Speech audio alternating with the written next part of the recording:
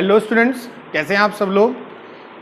हमारा चैप्टर चल रहा था अकाउंटिंग प्रिंसिपल्स और हम उसके अंदर पॉइंट नंबर 8 तक पढ़ चुके थे, ड्यूअल एस्पेक्ट कंसेप्ट तक। ड्यूअल एस्पेक्ट कंसेप्ट हमने पढ़ लिया था और अब हमें शुरू करना है next point, revenue recognition concept. देख सकते हैं आप स्क्रीन पर, रिवेन्यू रिकॉग्निशन कंसेप्ट। क्या कहता है रिवेन्यू रिकॉग्निशन कंसेप्ट? सबसे पहले उसके बारे में समझना है क्या होता गया है रिवेन्यू रिकॉग्नाइज।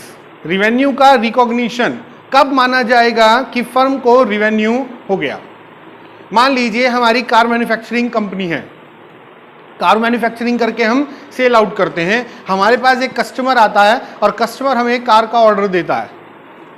हमने कार बनाई और बना करके अपने शोरूम पर खड़ी कर दी, मतलब कार की मैन्युफैक्चरिंग कंप्लीट हो गई। उसके बाद हमने वो कार डिलीवर कर दी और लगभग 1 महीने बाद हमें उसकी पेमेंट रिसीव हो गई। मैंने 4 पॉइंट्स बोले। सबसे पहला पॉइंट, हमें कार का ऑर्डर मिला। सेकंड पॉइंट, हमने कार की मैन्युफैक्चरिंग कर करके उसको शोरूम पर लगा दिया। तीसरा पॉइंट, हमने कार की डिलीवरी दे दी और चौथा पॉइंट, हमें पैसा मिल गया। कब माना जाएगा कि रिवेन्यू रिकॉग्नाइज हो गया? कब मानेंगे कि रिवेन्यू रिकॉग्नाइज हो गया है? तो भैया रिवेन्यू तब रिकॉग्नाइज होगा जब गुड्स की डिलीवरी हुई है। ऐसा क्यों कह रहे हैं? क्योंकि रिवेन्यू रिकॉग्निशन तब माना जाता है जब रिस्क और रिवॉर्ड बायर के पास चले जाते हैं। रिस्क और रिवॉर्ड किसके पास चले जाते हैं? बायर के पास चले जाते हैं। तब हम मानते हैं कि रिवेन्यू रिकॉग्नाइज हो गया है। तब तक रिवेन्यू का रिकॉग्निशन नहीं माना जाता। रिवेन्यू रिकॉग्नाइज से मतलब सेल हो गई है। रिवेन्यू का मतलब किसको बोला जाता है? Revenue, sale. तो किस दिन माना जाएगा कि गुड्स बिक गई हैं, सेल हो गई है? जिस दिन रिस्क और रिवॉर्ड किसके पास ट्रांसफर हो जाएंगे? बायर के पास। उस दिन हम मान लेंगे कि रिवेन्यू रिकॉग्नाइज हो गया है। तो क्या कहता है कंसेप्ट, पढ़िए एक बार ध्यान से। Revenue means the amount which is added to the capital as a result of business operation. Revenue का मतलब क्या है? वो अमाउंट जो ऐड किया जाता है किसके अंदर? कैपिटल के अंदर, बिजनेस ऑपरेशन से होने वाले रिजल्ट से। रिवेन्यू कमाया जाता है बाय सेल ऑफ गुड्स। कब कमाया जाता है रिवेन्यू? गुड्स बेच करके। और बाय प्रोवाइडिंग सर्विसेज, या हम सर्विस प्रोवाइड करते हैं तब रिवेन्यू रिकॉग्नाइज माना जाता है, कमाया जाता है। कह रहा concept of revenue recognition determine the time. कह रहा जो कंसेप्ट हम पढ़ रहे हैं रिवेन्यू रिकॉग्निशन का, वो क्या बताता है? हमें टाइम बताता है। किस चीज का टाइम बताता है? The particular period in which the revenue is realised. कब माना जाएगा रिवेन्यू रियलाइज्ड हो गया है? Revenue is deemed to be realised उस दिन मान लिया जाएगा when the title of ownership of the goods has been transfer to the purchaser. कह रहा जिस दिन हमने टाइटल ऑफ ऑनरशिप किसको ट्रांसफर कर दिया? परचेजर को। मतलब रिस्क और रिवॉर्ड किसके पास ट्रांसफर हो गए? बायर के पास। And when he has legally become liable to pay the amount, या जिस दिन वो लीगली लायबल हो गया अमाउंट पे करने के लिए। हमने उसको गाड़ी की डिलीवरी दे दी, अब उससे क्या लेनी है? पेमेंट लेनी है। तो अब वो लीगली लायबल हो गया पे करने के लिए अमाउंट, तो इसलिए वो क्या मान लिया जाएगा कि रिवेन्यू रिकॉग्नाइज हो गया है। मतलब हमारी सेल हो गई है और हमने उसमें से प्रॉफिट कमा लिया है। वो रिसीव नहीं हुआ अभी, वो अलग बात है, लेकिन रिवेन्यू रिकॉग्नाइज हो गया।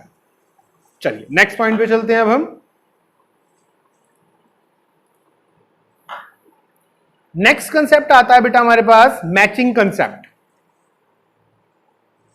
Next concept matching concept. Matching concept किसको बोला जाता है? नाम से पता चल रहा है मैचिंग। बचपन में पढ़ते थे मैच द फॉलोइंग। इधर लेफ्ट साइड में कुछ वैल्यूज होती थी, राइट साइड में कुछ वैल्यूज होती थी, उनको मैच करते थे, है ना।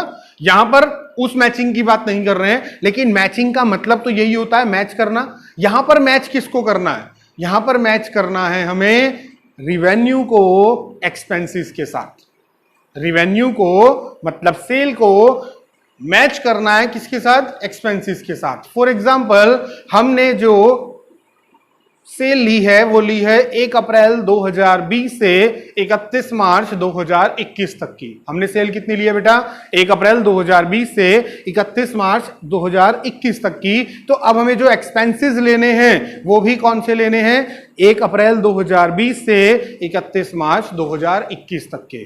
मैच करके चलना है पीरियड को। जितने टाइम का आप रिवेन्यू लोगे उतने टाइम के ही आपको क्या लेने हैं? एक्सपेंसेस लेने हैं। ऐसा नहीं होगा कि आप रिवेन्यू तो ले रहे हैं 1 साल का, एक्सपेंसेस आपने ले लिए 6 महीने के या एक्सपेंसेस आपने ले लिए 2 साल के। ऐसा नहीं होता। जितने टाइम के आप रिवेन्यू लेंगे उतने टाइम के ही आप क्या लेंगे? एक्सपेंसेस लेंगे। यही कौन बताता है हमें? मैचिंग कंसेप्ट बताता है। अगर हम ऐसा नहीं करेंगे तो हम सही प्रॉफिट कैलकुलेट नहीं कर सकते। अगर सही प्रॉफिट कैलकुलेट करना है तो हमें मैचिंग कंसेप्ट को फॉलो करना पड़ेगा। इसलिए एक इंपॉर्टेंट कंसेप्ट है। पढ़िए क्या लिखा है? This concept is very important for correct determination of net profit. Profit निकालने के लिए जरूरी कंसेप्ट क्या है? Matching concept. According to this concept, in determination of the net profit from business operation, all cost which are applicable to revenue of the period, all cost, ये दोबारा से लिखी गई है line, should be charged against that revenue, should be charged against that revenue। कह रहा जितनी भी कॉस्ट आप ले रहे हैं उस पीरियड की वो चार्ज की जाएगी उतने ही टाइम के रिवेन्यू के साथ। प्रॉफिट निकालने का फॉर्मूला क्या होता है हमारे पास बेटा? प्रॉफिट का फॉर्मूला होता है सेल माइनस कॉस्ट। तो कॉस्ट आप क्या कर रहे हैं? चार्ज कर रहे हैं। किस में से चार्ज कर रहे हैं? सेल में से चार्ज कर रहे हैं। तो वो कह रहे हैं उतने ही टाइम की कॉस्ट लीजिएगा जितने टाइम की आप क्या ले रहे हैं? सेल ले रहे हैं, तभी आपको सही प्रॉफिट मिल पाएगा। कह रहा है accordingly matching cost with revenue, first revenue should be recognise. सबसे पहले किसको रिकॉग्नाइज करें? रिवेन्यू को रिकॉग्नाइज करें। देखें कि ये उस टाइम की सेल के अंदर आता है या नहीं आता। And then cost incurred for generating that revenue should be recognise. उसके बाद देखें कि उस रिवेन्यू को जनरेट करने के लिए क्या कॉस्ट बैठी है, उस कॉस्ट को रिकॉग्नाइज करें। जब दोनों मिल जाएंगे तो आप सेल में से कॉस्ट को माइनस कर देंगे, आपके पास क्या आ जाएगा? सही प्रॉफिट आ जाएगा। नेक्स्ट पॉइंट आता है हमारे पास objectivity concept. Next point objectivity concept. Objectivity concept बहुत सिंपल कंसेप्ट है। ऑब्जेक्टिविटी कंसेप्ट क्या कहता है? ऑब्जेक्टिविटी का दूसरा नाम है वेरीफिएबल कंसेप्ट। वो कह रहे हैं कि बिजनेस के अंदर जो भी ट्रांजैक्शंस आप रिकॉर्ड करते हैं, जितनी भी ट्रांजैक्शंस आप रिकॉर्ड करते हैं, वो सब वेरीफिएबल होनी चाहिए। वेरीफिएबल होने का मतलब उनके लिए प्रॉपर एविडेंस यूज किया गया हो। अगर आप परचेज की ट्रांजैक्शन रिकॉर्ड कर रहे हैं तो क्या लगा होना जरूरी है? परचेज का बिल लगा होना जरूरी है। अगर आप सेल की ट्रांजैक्शन रिकॉर्ड कर रहे हैं तो क्या लगा होना जरूरी है? सेल इनवॉइस लगा होना जरूरी है। अगर आप कैश की ट्रांजैक्शन कर रहे हैं तो बेटा कैश मेमो होने चाहिए साथ में। सबके साथ एक एक वाउचर, अपना जो भी वाउचर है, डेबिट वाउचर, क्रेडिट वाउचर, वो उनके साथ लगा होना चाहिए। तभी वो कंसेप्ट, तभी वो जो ट्रांजैक्शन है वो क्या कहलाएगी? वेरीफिएबल ट्रांजैक्शन कहलाएगी, जिसको आप वेरीफाई कर सकते हैं कि ये हमने ट्रांजैक्शन सही रिकॉर्ड की भी है या नहीं की है। मान लीजिए कोई बिजनेस ऑर्गेनाइजेशन है, वो अपनी सेल ज्यादा दिखाना चाहता है तो वो तो ट्रांजैक्शन रिकॉर्ड कर देगा बिना सेल के बिल के। तो क्या वो ट्रांजैक्शन सही है? जैसे ही उसका बिल नहीं होगा तो हम समझ जाएंगे कि ये ट्रांजैक्शन फ्रॉड है, ये ट्रांजैक्शन हुई नहीं है, इसको ऐड किया गया है। या हम दिखाना चाहते हैं कि हमारा प्रॉफिट कम हो तो हम उसके अंदर क्या जोड़ेंगे? एक्सपेंसेस जोड़ेंगे। तो एक्सपेंसेस हमने एक्स्ट्रा रिकॉर्ड कर दिए। क्या हम एक्स्ट्रा एक्सपेंसेस रिकॉर्ड कर सकते हैं? रिकॉर्ड तो हम तब करते हैं जब हमारे पास क्या हो? प्रॉपर डॉक्यूमेंट हो। जब हमारे पास डॉक्यूमेंट नहीं है हम रिकॉर्ड नहीं कर सकते। इसलिए सबसे पहले क्या बनाया जाता है? वाउचर बनाया जाता है। उस वाउचर के बेस पे ट्रांजैक्शन जर्नल के अंदर रिकॉर्ड की जाती है। तो उस वाउचर के साथ हमें वेरीफिएबल डॉक्यूमेंट लगाना जरूरी है। पढ़िए क्या लिखा है? Point number 11 objectivity concept. पढ़ेंगे मेरे साथ साथ ध्यान से बेटा। This concept require that accounting transaction should be recorded in an objective manner, free from the personal bias. Personal bias means अपनी मर्जी से किसी तरह का कोई भी गड़बड़ ना की गई हो, of either management, या तो मैनेजमेंट की तरफ से या अकाउंटेंट की तरफ से, who prepare the account. It is possible only when each transaction is supported by verifiable document. ये सिर्फ तभी हो सकता है जब हर ट्रांजैक्शन को किसके साथ लगाया गया हो, वेरिफिएबल डॉक्यूमेंट के साथ लगाया गया हो। एंड वाउचर्स लगाए गए हो, जैसे कि cash memo, invoices means bill, sales bill, purchase bill, agreement etcetera. इन ये सब चीजें हमें उसके साथ हमने पेस्ट की गई हो, वाउचर के साथ लगाई गई हो, तभी वो क्या कहलाएगा, ऑब्जेक्टिविटी डॉक्यूमेंट कहलाएगा।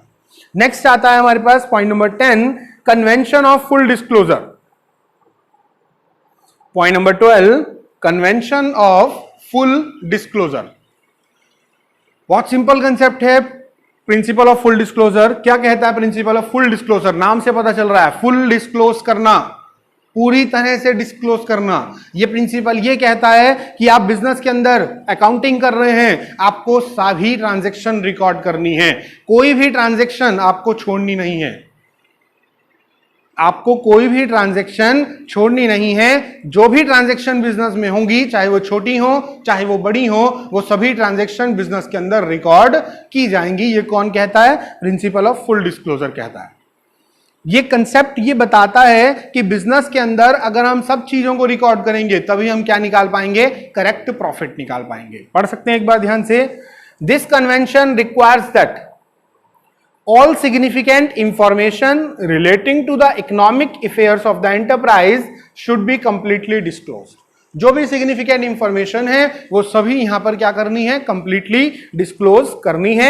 इन other words, there should be sufficient disclosure of information which is of material interest. Material interest का मतलब बेटा इंपॉर्टेंट। मटेरियल किसको बोला जाता है? इंपॉर्टेंट को, जिनका इंपॉर्टेंट इंटरेस्ट हो टू द यूजर्स। किसके लिए? यूजर्स के लिए। Of the financial statement such as, जैसे कि proprietors, present and potential investors, creditors and others.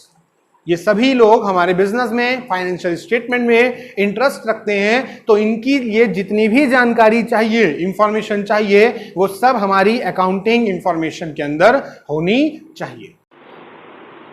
तो बेटा आगे के कॉन्सेप्ट्स हम पढ़ेंगे नेक्स्ट क्लास में, और नेक्स्ट क्लास इंपॉर्टेंट है क्योंकि एक तो हम इस चैप्टर को कंप्लीट करने वाले हैं, दूसरा हम इसके साथ साथ MCQ questions, objectives question, true false, fill ups, जो भी इस चैप्टर से रिलेटेड है वो सब हम उस क्लास में अपने करेंगे। वो क्लास थोड़ी सी लेंथी भी होगी और हम उसके अंदर ये सारी बातें, इस कंसेप्ट को, इन चैप्टर्स को पूरा रिवाइज भी करेंगे। एग्जाम में किस तरह से इसके ऊपर क्वेश्चन बनता है वो भी हम उस क्लास के अंदर सीखेंगे।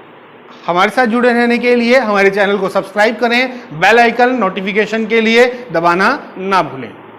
मिलते हैं आपको नेक्स्ट क्लास में। Thank you.